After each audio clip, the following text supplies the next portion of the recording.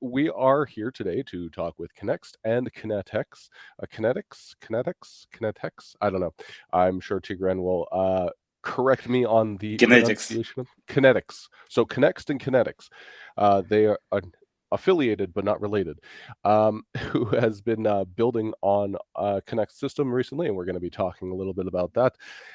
With me today are Matthew Hammond from Connext, and of course Tigran from Kinetex to speak to their product.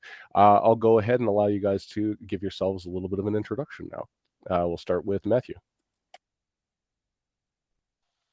Awesome. Yeah, thanks so much.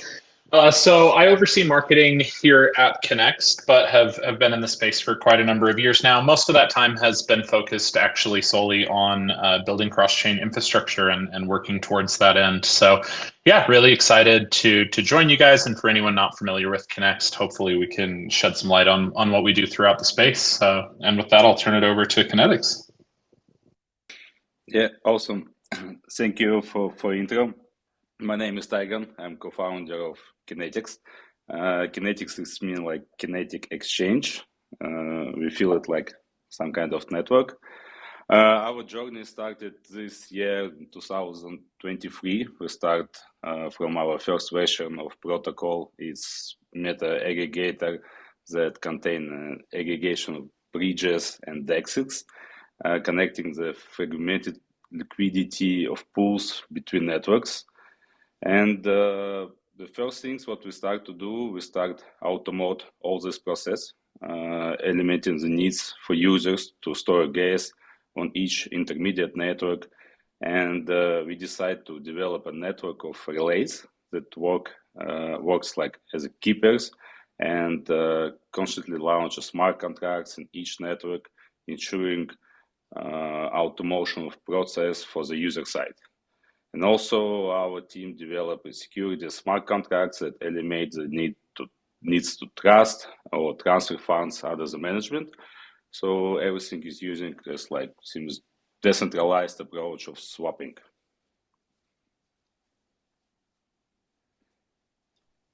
All right, perfect. Well, thank you so much for joining us here today. We're really excited about this integration. So can you tell us a little bit more about the integration that you're starting with Connext and just share your experience integrating with Connext?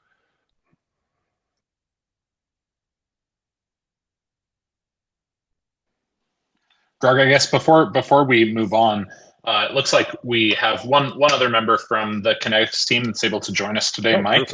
I don't know if you'd like to take a minute or two to give us a quick intro before we dive into it. Yeah, hi, my name is Mike. I'm also co-founder of Kinetex. I'm glad to join you today. Awesome, Mike. Thanks again. Tig or Mike, going back to the root question that Greg asked, it would be great if you'd give the listeners a brief overview of the Kinetex and Connext integration and how that process went, what it enables.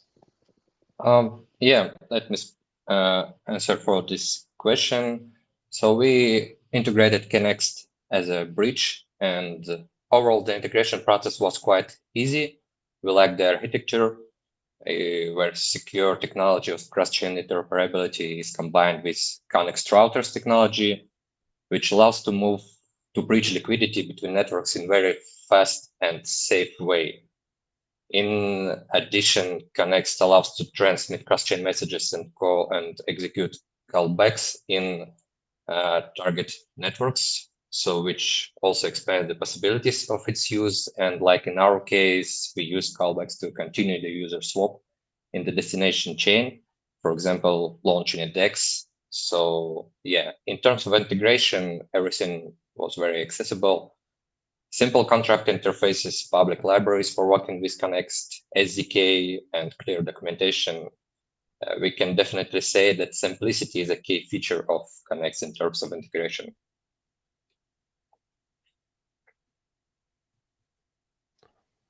Wonderful. So using Connext as that bridging interface, did you run into any roadblocks when you were performing the integration, or was there anything that you had to work closely with the Connext team to manage to get Kinetex integrated?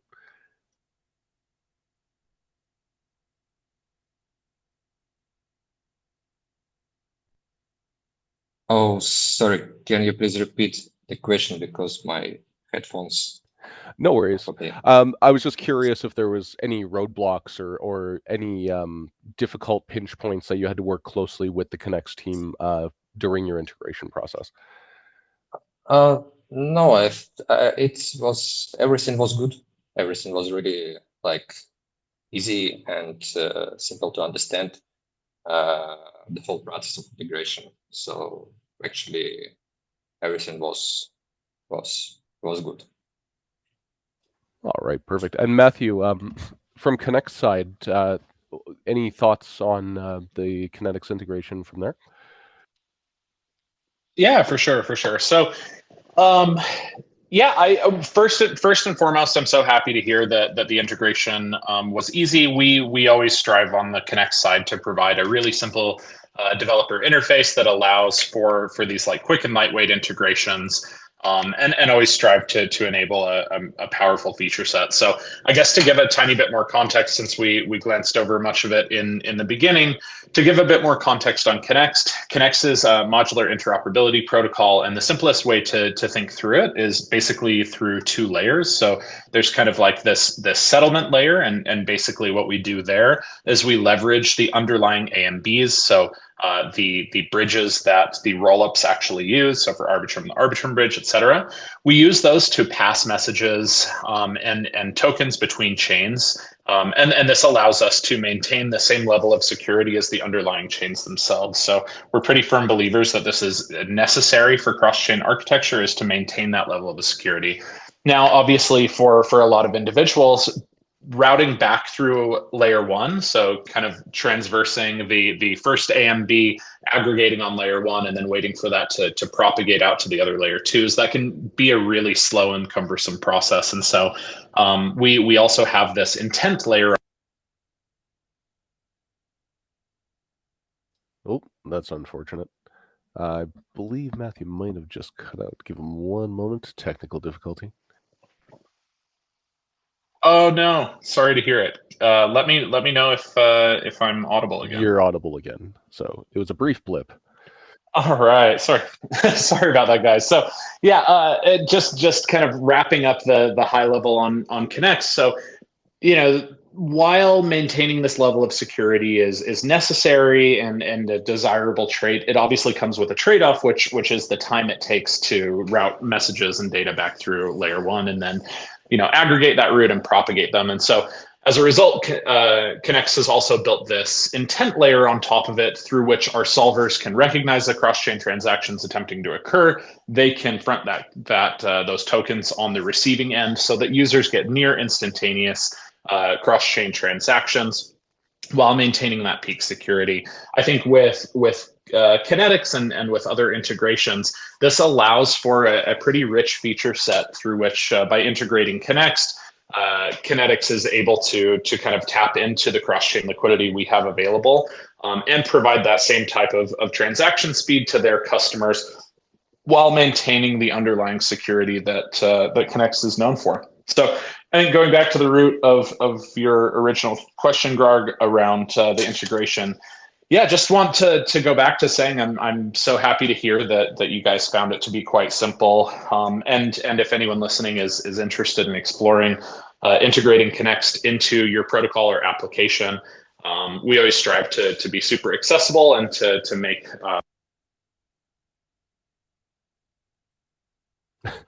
And a brief cutout again, but that's okay because I'm assuming that was the post-amble for a lot of that discussion. Now, before we move on to our next section, I did want to ask a question of the Kinetex team. One of the really interesting things I noticed when I was poking around in your protocol earlier is that you have a gasless function. And now this may be outside the scope of this discussion, the universal gas thing. I'm not sure if that utilizes Connext on the back end, but I was really curious how that portion of your product actually works.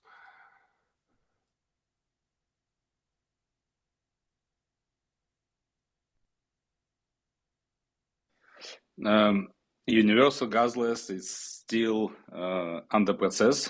So we start working on this version when we working much more about when we curious much about aggregation.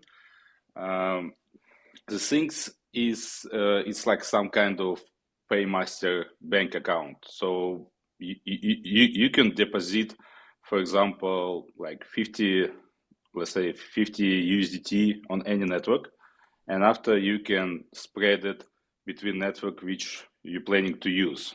And every time when you need to pay gas on any wallet which you whitelisted, you can borrow it from relay node. So in the same transaction, relay node will repay back to your balance to deposit. So in a few words, that means, for example, I have $100 in my bank account. For example, let's say it's on the Gnosis network, and I want to use my new wallet, or I want to add wallet of my support or whatever, where is no gas. So I can borrow some gas from relay node, and when I will do swap, I will refill, put back my loan from the amount of which I'm swapping. So let's say I want to swap like $100, and I need to pay $2 gas. I borrow $2 from relay node, and during my swap, I pay it back again to the relay node. If I will not do it, if like users, they will try to cheat or like not repay the balance, in this case, it will be slashed from the first deposit. So that's why we call it universal gas, because it can be used on any networks. Very cool. And just out of curiosity, does that use Connext at all as part of its integration, or is that just something you guys built separately? It's a separately way. Connext we use more as liquidity provider. And right now we actually not upgrading this like model of universal gas, because we move forward to intents, and using intents there is no need to pay gas at all. But this model is already worked. It's live in the mainnet, and it also can be used by the users. Very cool. All right, so moving on to our next subsection, let's talk a little bit about market trends. So obviously, Kinetex, having this liquidity aggregation function, the adapt that combines liquidity from dexes and bridges and puts them together into one easily accessible process. You're obviously quite focused on the market and how things are going to move. You work with AMMs and things like that. So what do you consider to be the main challenges coming up in the 2024 market? We're going through an interesting transition time right now, so I'm curious to hear your thoughts on what's coming up. Yeah, sure. I will answer this question, but I have a few more words about the integration with the Connext. We're also planning to use Connext for our new version V2. We call it Flash Trade. And in the first version of aggregation, we use Connext as like liquidity provider. Our search algorithms can quickly build efficient cross-chain routes. And we notice that it's like quite often preference to give it to Connext, especially when there's moving stable coin swaps. Connext bridge have a like better rate and very fast speed of execution. And also Connext support Gnosis network, which is generally not so often for bridges. And in the new version of Flash Trade, which is like a P2P protocol trading, we're planning to use Hashi adapters, and one of the adapters will be from the Connext side, which we're planning to use like pass block headers, hashes among different networks. So I think this is like a fully completed answer how we're planning to use integration with the Connext. And about the market trends, yeah, I think this is a really good question. The current situation, I think, is quite stable, because I can see there's a project, like new projects are rising, and a lot of builders, they built during the last 2 years of bear market, and DeFi is still alive. But I also see that they still have a lot of problems right now in the DeFi, especially for us as like builders and also for users. We can face many problems every day. And let's say, for example, let's imagine a situation when I want to move like Bitcoin or any other native coins to another network and put it in a pool using non-custodial wallet and start to receive a yield. So just let's imagine how much problems and actions I need to do, even I'm experienced users, or for example for you, to do this action. So we need to go to Google, for example, let's say find a bridge like Connext or any bridge who, for example, which like support the network which we need. After you need to pass, like move assets from one network to another. Let's say like we move assets from Gnosis to Ethereum. After we need to pay gas and launch DEX, and on the DEX side we need to swap it for stablecoin, let's say. And after I need again search in Google, I need to find where I can put in what pool, what yield I will have. I need to understand like all the settings which I need to set up. And after this, I will receive some kind of virtual tokens. I need to understand where I can put this virtual token again, pay gas on every steps. So I think the like UI, UX, number of action, and not so simplicity like in a general way is still far away from ideal, and where it requires like for mass adoption. And I think we have a lot of more work which is required, like serious improvements.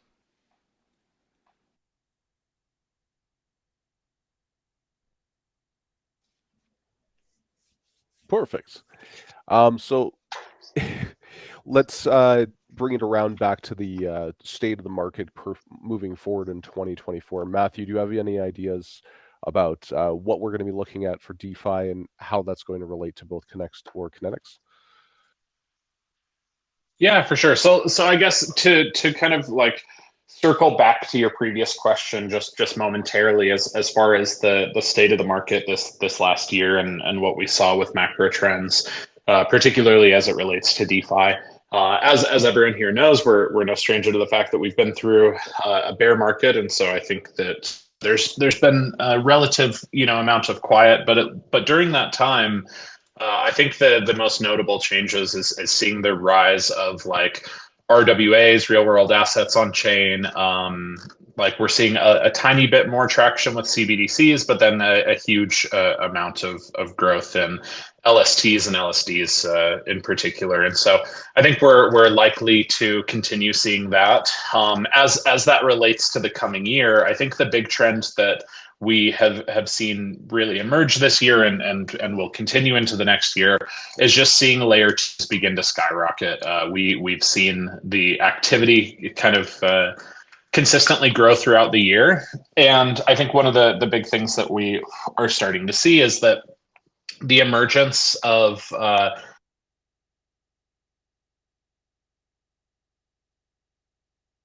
Nope, we lost you at the emergence of.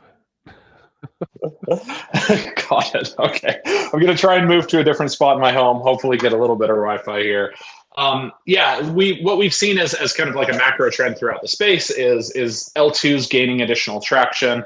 And then when we look at things like Superchain and rollups as a service, I think these are both indicators of things to come, which is to say that we will see more chains continue to emerge and gain traction. I think that that is going to highlight the need for secure interoperability solutions.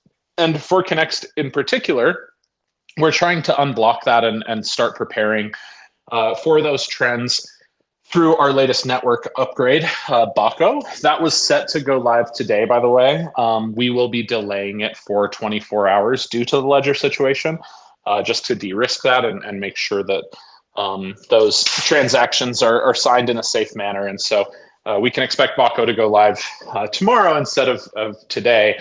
But for those of you that didn't read the announcement, Baco drastically reduces the overhead costs associated with adding new chains to Connext. And so, yeah, we're positioning ourselves to onboard a ton of new chains throughout the coming year. And hopefully for our integrators, what that means and for the Kinetex integration is that they will have better sources of liquidity across more chains, and be able to provide their users with new optionality across tokens and assets that they haven't seen in the past. So yeah, I think that will be the big kind of infrastructure and DeFi change that happens in the coming year, is just seeing the emergence of a ton of layer twos through rollups as a service and other methods like Superchain, app chains and layer threes launching. But yeah, Mike, I don't know if from a tech perspective, you have any thoughts on trends that we can expect to see in the coming year.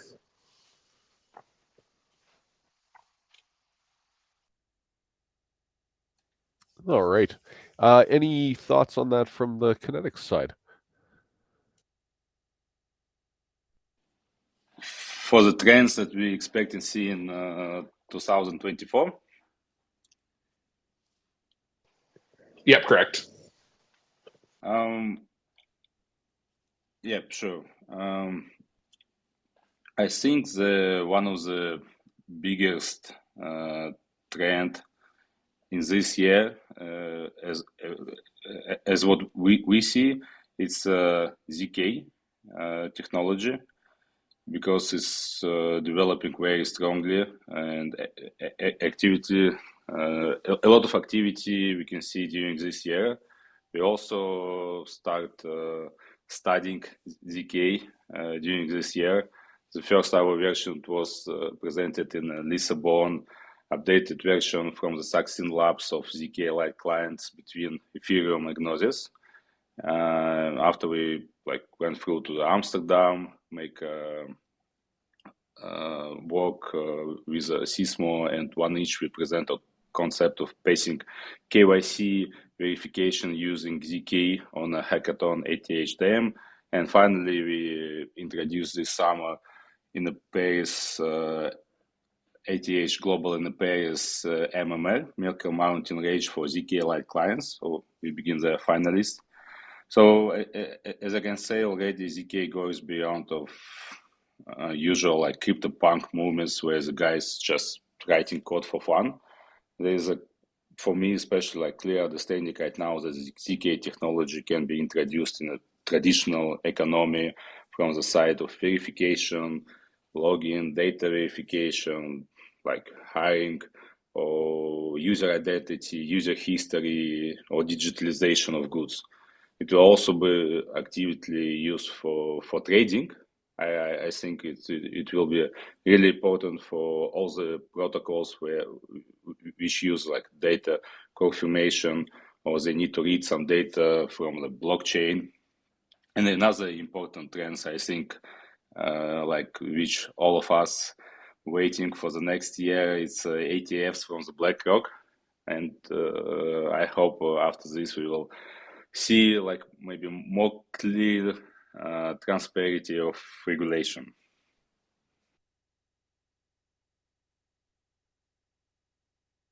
All right, so here's kind of a follow-up. It's a big question that, it's a bit of an elephant in the room, but is anyone here expecting another, I guess, quote unquote DeFi summer to appear this coming year? It feels a little sacrilegious to kind of just trot that out there, but it's on my list. And I feel like I'm obligated to ask it. I think yes. I feel that it's supposed to be, because we can see during these 2 years of winter, more than 1,000 different projects already been loaded with the funds from different VCs, and most of these VCs is from US, UK, and I'm sure they don't plan like lose their investments. And also a lot of big institutional companies, they're moving to blockchain space, to instant like swaps verification. I think many projects are still under construction without major public announcement, so we are waiting most of like good weather, and I think it's supposed to come soon. Yeah, I'm hesitant to say so, but I agree with the sentiment. I think that we're very likely to see another DeFi summer like trend. It feels like a canned response to say this like quiet building through the bear. But having worked with a lot of these protocols that are just doing exactly that, quietly building upgrades and new DeFi applications, I think that we're likely to see the emergence of a lot of new use cases. And I think especially as the infrastructure landscape changes, there will be new opportunities for like value creation and extraction. So yeah, I would be very surprised if we didn't see the DeFi traction continue with upward momentum through the coming years, and not just for one particular cycle. I think that the sector of the space definitely has staying power, and we're seeing a lot of promising protocols and tech being built in general. So following that, then, what kind of like key events or trends do you think have shaped what we're seeing, the the general rise, the emergence from bear to bull and things like that? What's happened so far this year that you think's leading to this, and what potentially is coming down the pipe that you think will continue to potentially come to that DeFi summer in 2024?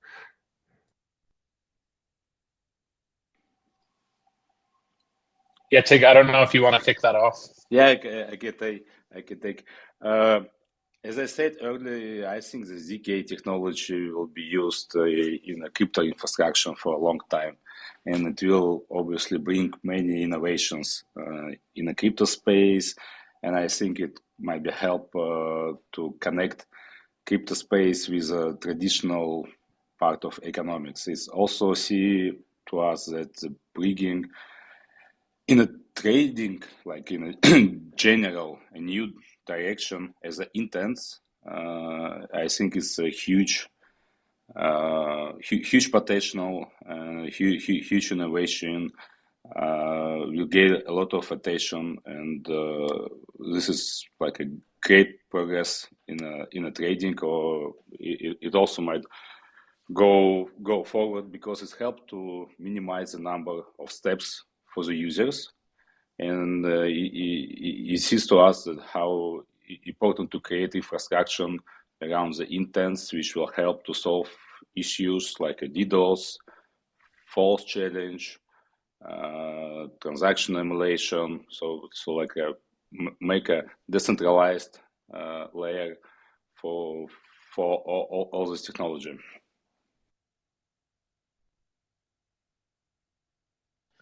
The only thing, Greg, that I would probably add to that, I think that's pretty spot on, is like seeing trends particularly with RWA is really promising. It's a way for us to diversify the underlying value of the space and really attract like new segments of people that may not have otherwise been interested. I think the other thing that we're likely to see, and this is something, as you know, we're kind of still in the early stages of the space, we tend to build frequently for one another. I think most protocol devs are also users, and so we have come to accept, let's say, like less than ideal user experience conditions in our applications. And so I think as we see the continued evolution of cross-chain infrastructure, we are likely to get to a place where the user experience is drastically simplified, where instead of needing to interact with a bridge and then maybe simultaneously like swap on the destination chain or use a centralized exchange to get an underlying gas asset, all to do something simple in DeFi, which all but kind of like, let's say, crypto native people might find to be very intimidating and really like difficult to understand. We're starting to see the emergence of things like chain abstraction, which Connext is really pushing for, that allows us to create a simpler user experience to abstract away the complexities of the underlying blockchain infrastructure that ultimately like don't give any direct value to the end user. They obviously provide value and the means necessary to operate the protocol, but for an end user, we don't necessarily care how we're getting from A to B or that's happening. We care about security and speed and cost. Security, speed, and cost, and we lost you. Oh gosh, every time. Sorry about that. Yeah, I was saying hopefully if I'm back, you can hear me okay? Yes, we can.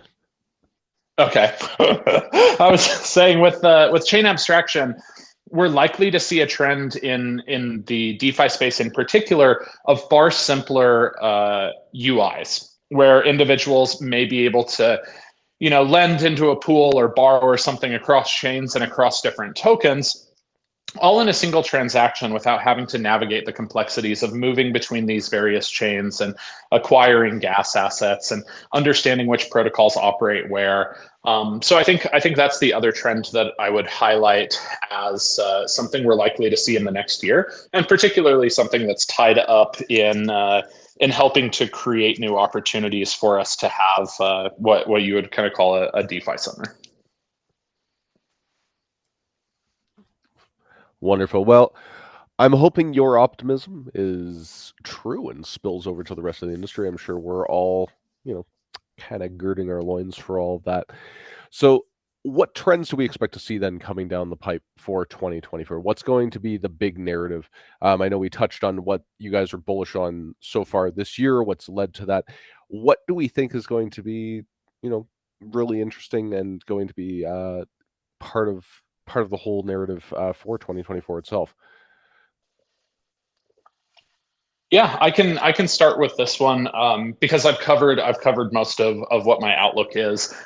I think the big infrastructure trends we're likely to see is the emergence of more app chains, layer twos, layer threes, gaining traction of things like superchain, and that necessitating like a drastic expansion in cross-chain infrastructure. I think we're starting to see a lot of that with the conversations around open token standards and XCRC20. If you guys saw the kind of like unified call for open bridge standards, I think that these type of things are conversations that a lot of the builders are having in advance of this next market cycle to understand how can tokens interoperate better between chains and how can we provide a more unified experience for users where they're not seeing like 20 versions of a token on any given chain, but can know which one is canonical by default. And so I think that's one of the trends we're going to probably see in going hand in hand with the emergence of all these new chains. I think the other big one, and Kinetex and Connext are both members to this, is that we will see an increase in efficiency in the ways that protocols operate, particularly between chains because of intents. So we're probably likely to see solvers get added into more protocols to allow us to overcome this trade-off landscape of like security and latency. This Latency, security, and oh no!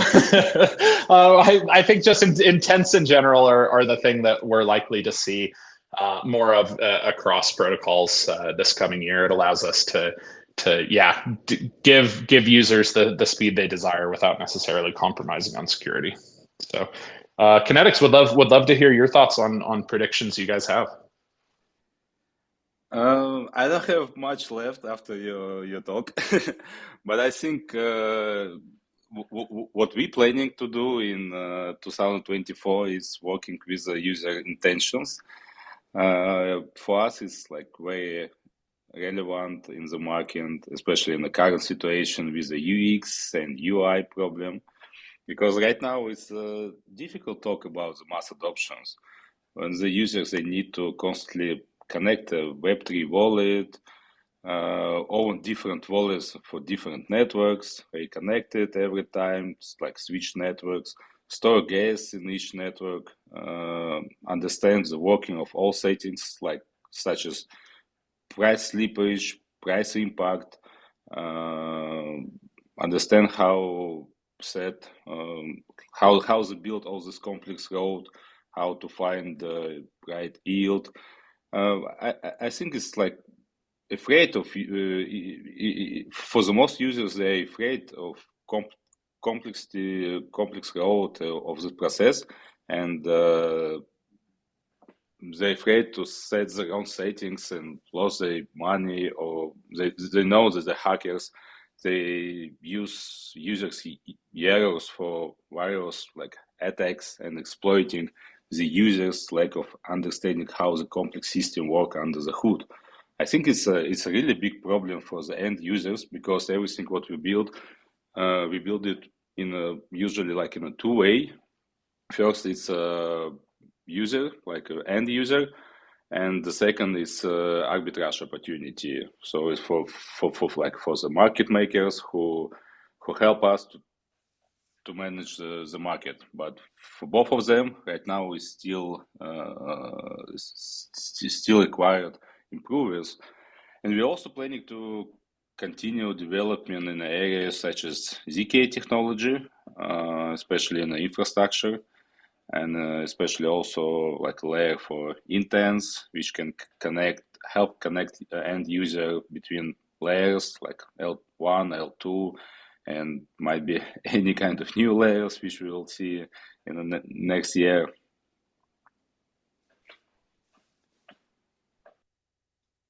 All right. So we're coming up to the end of our session here. So I'm going to give each of you guys an opportunity to talk a little bit about what's next for your protocols, what's coming up in 2024, because we are rapidly approaching the end of 2023 here. From my perspective, good riddance, but I'm sure some of you may have had a great year. And let us know how people can get involved with your protocol. So we'll start with Kinetex. Let us know what's next for you in 2024. Right now we're in the developing process of V2. We already entered the private mainnet, and we're preparing everything for the next year. I hope in the end of January we already will launch, might be in a first in a test net for a few weeks. We're planning to launch a test net in the middle of end of January. And after this, in February, we're also planning to go to the mainnet and start working on our new version, V2. This version will used by users like as a P2P. So the users, they can send the intent to the pool, and inside this pool, the solvers, they will use a different strategy and manage for them like request. So, for example, you can ask that you want to put directly to some pool, and you don't want to really understand how all these road buildings, settings for the gas, settings for the price slippage and everything, how does it work. You just want to receive at least like the minimum asset of which you sell. For example, you say like you sell 1,000, you want to receive at least 995, and you don't care how this road will be built for you. So this is our like main target right now, what we're planning to do. And I think resolvers, they will still use aggregation mode, and they will still use liquidity from the Connext because it's very cheap and fast execution when they can do a rebalancing of liquidity, or they can build different strategies. The thing is that not user will build it.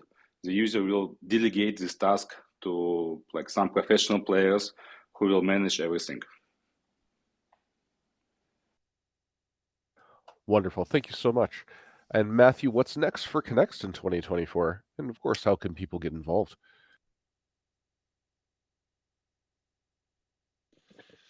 Yeah, Greg, thank you so much. So one that I touched on that is technically an end of year update, but will have impacts going into 2024 is the Baco network upgrade I mentioned. This drastically reduces the overhead cost of us adding new chains, which means that we can kind of offer secure cross-chain solutions for more users and more paths. And of course, for protocols, it allows them to reach user bases across additional chains. So that obviously has been delayed here because of the evolving ledger situation we saw this morning. And so we'll wait to deploy that until such a time as we're able to safely do so. But I think that will mark the beginning of some pretty aggressive expansion for Connext into new territories coming into 2024. So you should expect to see us continue bringing on additional chains, and obviously seeing a lot of protocol integrations that bring us one step closer to this better user experience we were talking about, where we can abstract away a lot of the unnecessary complexity from users and allow them to interact with tokens and protocols across chains, regardless of the chain that they're on. And so super excited for that. I think that is probably the main update to share. But if you're interested in connecting with us or working with us, please reach out, get onto our Discord, where Grarg and many others are available to help out. And of course, the core team is there as well. So yeah, if you're interested in either incorporating cross-chain into your protocol or application, or interested in researching the space in general, we're always here to answer questions and to work with you guys. So looking forward to it. All right. Well, thank you very much. Thank you to everybody who came out to speak with us. Matthew from Connext, Tigor, and Mike from Kinetex. We truly appreciate your time and your effort. Once again, of course, my name is Grarg, and you should follow everybody in this space. I say this on every space I host, and I'll say it all the time, but 100% if you're not following these guys on Twitter or X, you need to be, because this is the place to get that information. You're going to see some of the greatest insights you'll see in the space from all of these wonderful, hardworking people that are exceptionally knowledgeable and will lead you to the promised land as far as this space goes. As Matthew mentioned, please join us on the Connext Discord. That's discord.gg/Connext. If you're not on our Discord, please just come by and have a chat with us. That's it for today, and I do wish everybody here to have a lovely holiday time, because hopefully you guys are staring down a couple weeks of time off coming up here. And if you're not, I hope it's very boring and dull for you at work, so you can do what you want instead of having to focus down on other things. That, of course, does not apply to Matthew, because we have an upgrade coming up very quickly here, so I'm sure you'll be very busy for the next little while. But beyond that, have a lovely day, and I'll see you guys all next time.